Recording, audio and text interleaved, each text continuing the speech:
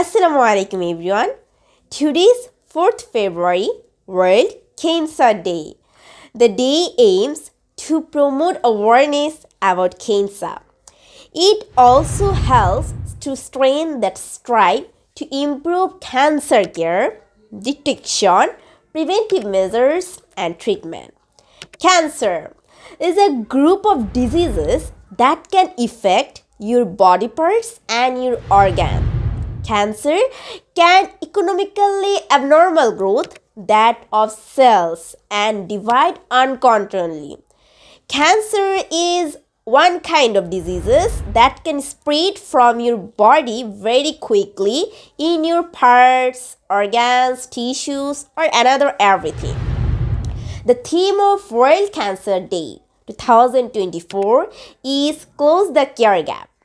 Every year, that deserves access to cancer care. That's why we have to cancer it and we should come forward action cancer diseases. It is a world of 3-year world campaign from 2022 to 2024. International Union of Cancer Control UICC come together to spread single agenda for 2024. We should come to stop cancer.